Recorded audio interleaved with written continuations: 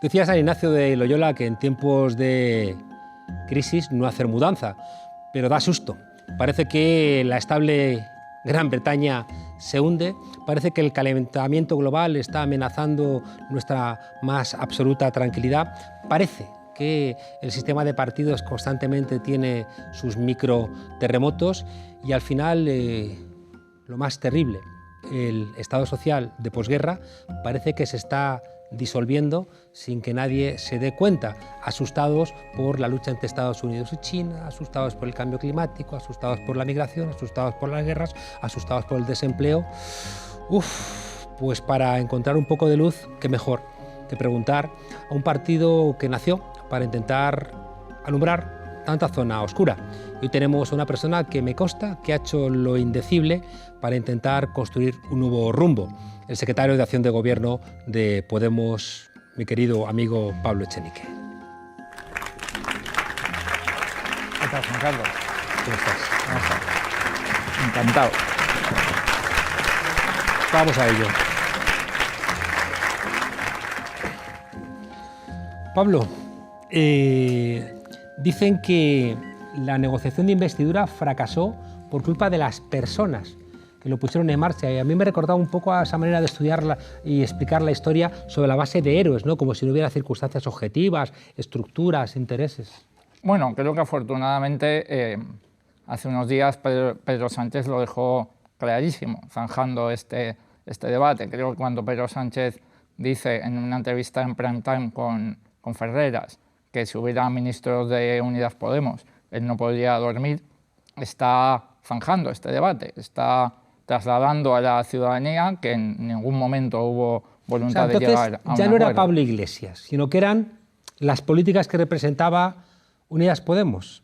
Sí, esto habría que preguntárselo al PSOE, pero todo indica que, como muy bien comentabas antes de empezar la entrevista, bueno, el PSOE calcula que puede venir una recesión, calcula que le pueden pedir desde ciertos poderes que los recortes se vuelvan a hacer por abajo, se vuelvan a hacer en los salarios de la gente humilde, en los servicios públicos, y él, bueno, pues está buscando aliados para poder hacer esos recortes por abajo, y sabe que si nosotros estuviéramos en el gobierno no permitiríamos que los recortes se hagan por abajo. Yo creo que tiene razón Pedro Sánchez en la medida en que viviría mucho más tranquilo si gobernase la Moncloa con el PP o con Ciudadanos, porque gobernar con Unidas Podemos implicaría confrontar al Banco Central Europeo, implicaría confrontar a las grandes estructuras de la patronal española y europea, implicaría de alguna manera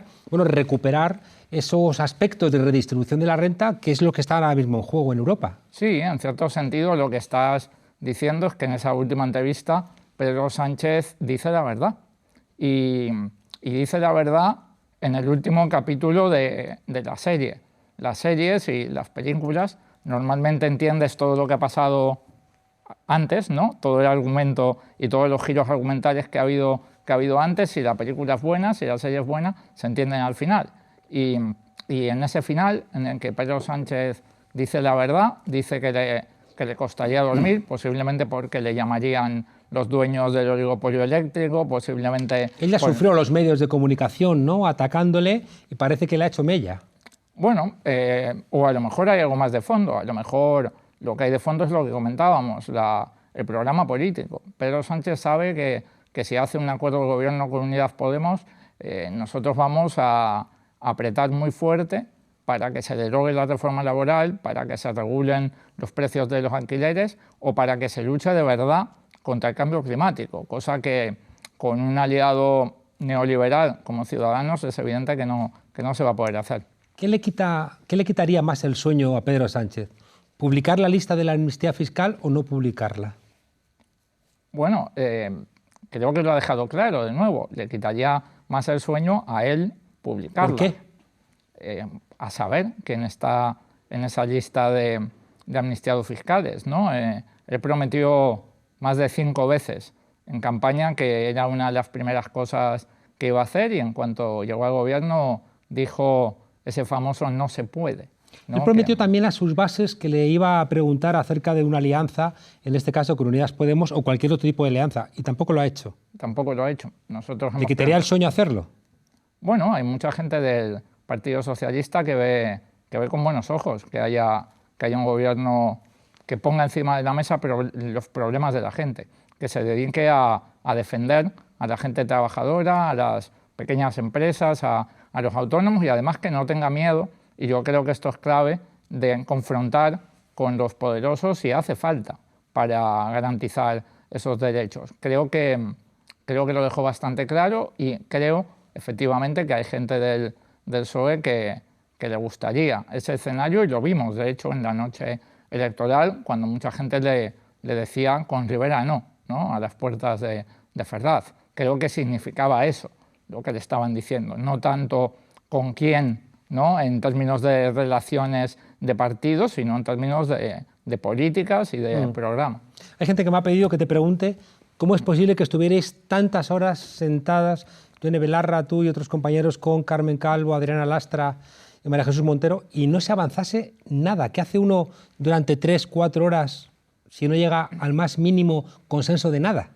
Bueno, efectivamente nosotros tampoco lo entendíamos. Nosotros tampoco entendíamos por qué no había ningún tipo de avance. Llegamos a pensar en un momento dado de la negociación que era sincera, la voluntad de Pedro Sánchez de hacer un acuerdo de coalición. Llegamos a creernos que iba a haber un gobierno de coalición porque había dicho Pedro Sánchez que el único escollo era Pablo Iglesias, y Pablo Iglesias, en un gesto que no se le pide a ningún líder político, aceptó no ser una excusa del PSOE, pero efectivamente en aquellas reuniones era imposible avanzar. Yo, por romper una lanza en favor de las negociadoras del PSOE, creo que iban con un mandato imposible. Creo que iban con el mandato de buscar excusas también en la mesa de negociación, y por eso no era una verdadera mesa de negociación, sino que servía a otro propósito, que, como digo, al final de la película, con Pedro Sánchez diciendo que no podría dormir si tuviera ministros de Podemos en el gobierno, creo que queda claro qué significaban, ¿no?, aquellas mesas de negociación. ¿Te ha mirado a ti a los ojos Carmen Calvo y te ha dicho por qué una propuesta que valía hace 2 meses no vale después, y por qué caduca una propuesta política? No, nunca lo llegaron a explicar. Nos daban argumentos que no son argumentos de peso, que no son argumentos políticos, que no son argumentos materiales. Nos decían cosas como el tren ya pasó o ya os lo advertimos. Claro, esto digamos, es algo que le puede decir una madre a su niño cuando le quiere castigar, pero para algo tan serio como el Gobierno de España no se entiende que una oferta pues caduque como un yogur a las 48 horas, y de hecho creo que es otra señal más de que nunca quisieron un gobierno de coalición.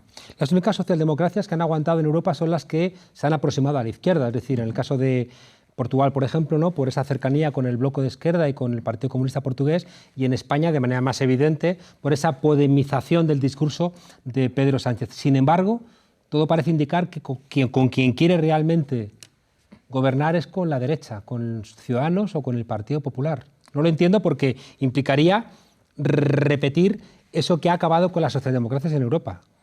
Sí, es uno de los pocos planes racionales que podrían explicar lo que ha hecho Pedro Sánchez a lo largo de estos meses. Yo le he dado muchas vueltas a la cabeza, porque siempre intento entender las razones, ¿no?, del adversario político, y me gusta imaginar que el adversario es un agente racional, que tiene un plan, que tiene una estrategia, que tiene un objetivo, y que eso explica sus acciones, que de otra manera son difíciles de explicar. Y es uno de los pocos planes racionales que se me ocurren, que pretenda ablandar a Ciudadanos en una nueva cita electoral para que esté más débil Albert Rivera después del 10 de noviembre y le ponga más fácil un gobierno acordado con él, cosa que, por otro lado, ya en los últimos minutos de esta legislatura ya dejó ver Albert Rivera que sería posible. Yo creo que si Albert Rivera hace esa propuesta de último minuto una semana antes, hoy hay gobierno, y es un gobierno que nace de un acuerdo entre Ciudadanos y el PSOE. Durante la transición, la COE, recuerdo, la patronal española hizo campaña incluso contra los pactos de la Moncloa, ¿no? Una cosa muy fuerte. Creo que la última vez que ha opinado con tanta rotundidad ha sido en contra del gobierno de coalición del PSOE con Unidas Podemos y a favor de las elecciones. Eso implica que la COE está convencida de que después de las elecciones no va a haber un gobierno de coalición del PSOE con Unidas Podemos. ¿Qué espera la patronal española? Bueno, en primer lugar, creo que hay que recordar que muchos poderes, muchas voces mediáticas, muchos partidos pensaban que era imposible que un partido sin financiación bancaria existiera o tuviera un buen resultado. Nos desafiaron a la gente corriente a presentarnos a las elecciones. Mucha gente poderosa intentó machacar el mensaje de que era imposible una moción de censura para echar a Mariano Rajoy. Costó mucho convencer al PSOE o, si me permites, obligar al PSOE a tomar esa senda. España ha cambiado, nuestro pueblo, nuestra sociedad ha evolucionado, se ha modernizado y tanto la COE como los partidos del bipartidismo, el PSOE en particular, suelen llegar tarde a los cambios que ha experimentado nuestro país. Yo creo que el siguiente gobierno va a ser de coalición, porque es lo normal en todas las comunidades autónomas y en el conjunto de Europa. La única duda es si va a ser pues, de signo progresista o de signo conservador. Estamos viendo prácticamente copando todos los medios de comunicación el anuncio del partido de Errejón, que además que lo llaman así, el partido de Errejón, ¿no? De una sola persona, que llama la atención cuando en Madrid se presentaron como contrapartidos, ¿no? Era como una plataforma, la plataforma de Manuela Carmena y de Errejón contra los partidos políticos, y ahora parece que da un giro, ¿no? Ha dicho Pablo Iglesias que ve legítimo y previsible, ¿no? El hecho de que Íñigo Errejón se presente a esas elecciones. ¿Cómo lo ves tú? Sí, yo creo que hay que aceptar, digamos, en democracia no es un problema que haya formaciones políticas. Además, creo que cuando uno piensa diferente y se presenta con otra formación política, bueno, pues está dejando las cosas claras y yendo de frente, ¿no? Y si bien hemos criticado en el pasado otras actitudes, creo que en este caso, bueno, tiene un proyecto diferente, decide presentarse a las elecciones, los ciudadanos decidirán y creo que darán el justo valor pues, a lo que cada uno hemos venido haciendo a lo largo de estos años. Tengo la sensación de que los medios están tratando, ¿no?, a Errejón como trataron a Rivera. Todavía no se sabe dónde se presentan y hay encuestas que le dan diputados inédito, ¿no?, en el conjunto de Europa para un partido que se presenta por primera vez en estas circunstancias. Hay como digitales que abren a 5 columnas. Si cuando estaba en Podemos le mencionaban la inexistente beca Black, le mencionaban que si estábamos con pederastas, le mencionaban que si Venezuela, le mencionaban todo tipo de barbaridades, de repente todo se disuelve. Yo he de presuponer, porque para las líneas editoriales de los medios de comunicación en España, este tipo de partidos, como el que representa Errejón, le resultan amistosos. Bueno, yo creo que efectivamente hay una tendencia a hablar más de los partidos y de las relaciones entre los partidos que hablar de los problemas de la ciudadanía. Creo que en el fondo es una manera de no hablar de los problemas de la ciudadanía. Creo que lo que sería interesante en esta campaña, creo además que los que vamos a participar de ella nos tenemos que forzar porque sea así, es que se pongan encima de la mesa qué va a hacer cada partido y en qué medida cada partido va a defender los derechos de la gente corriente y si hace falta enfrentarse a los poderosos, lo va a hacer. Y si hace falta pues ponerse firme frente a los que quieren volver al bipartidismo y frente a los que dicen que hay 4 millones de votos en España que no tienen derecho a formar parte del gobierno, pues están haciendo lo correcto o no. Creo que es de esto de lo que tenemos que intentar hablar, aunque es verdad y es algo ampliamente conocido, que bueno, resulta más interesante, por lo visto, para los medios de comunicación hablar de las personas, los partidos y las relaciones entre ellos. Creo que a la gente esto le importa bastante menos, que las soluciones que tenemos para que puedan llegar a fin de mes.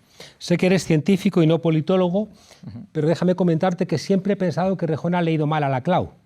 Tan es así que la compañera de Laclau, Chantal Mouffe, sus últimos trabajos hablan de un populismo de izquierdas, para que en nombre de Laclau no se formen partidos populistas de derechas. Tengo la sensación de que el discurso, ¿no?, que ha acompañado al entorno de Rejón despolitiza, cuando realmente lo que ha cambiado en la política en España, y si Urdangarín está en la cárcel, si hemos logrado el salario de 900 euros, si hay perspectivas de derogar las reformas laborales, es por el 15M. Y lo que consiguió el 15M fue volvernos a politizar. Es que antes no había ni tertulias en televisión. Y tengo la sensación de que esta idea de Laclau, de buscar los marcos ganadores, de intentar guiarlo todo por la figura de un líder, lo que hace es despolitizar otra vez a nuestra sociedad. A mí me gusta últimamente que se habla mucho de relato, ¿no? Porque, bueno, relato, para la gente que nos está escuchando, es lo que antes se llamaban milongas o cuentos chinos, ¿no? Pero hay pues, partidos que parece que basan su acción política en el relato y no en lo sustantivo, ¿no? No en su programa, en sus hechos y en sus acciones. Y a mí me gusta mucho decir, cuando tenemos reuniones de estrategia en Podemos, que el mejor argumentario es la verdad. Y esto... Decía Lasalle que la verdad es revolucionaria. Sí, y no solo es revolucionaria, es incluso la mejor opción en comunicación política, porque para mantener la mentira viva hace falta mucha potencia de fuego, hace falta gastarse muchos millones de euros manteniendo la mentira viva, porque la mentira es más inestable que la verdad. Y sin embargo, la verdad, bueno, hay muchos que la cuestionan y la niegan para intentar sacar votos, pero aguanta mejor los ataques, y creo que es una de las características que modestamente tenemos. Creo que nosotros hemos cometido errores, creo que es evidente y la gente los ha visto, pero no hemos cometido el error de mentirle a la gente o de decirle lo que quiere escuchar. Nosotros intentamos decir lo que pensamos y lo que creemos que es verdad. Para despedirnos, habéis planteado esta semana, que va a culminar con esta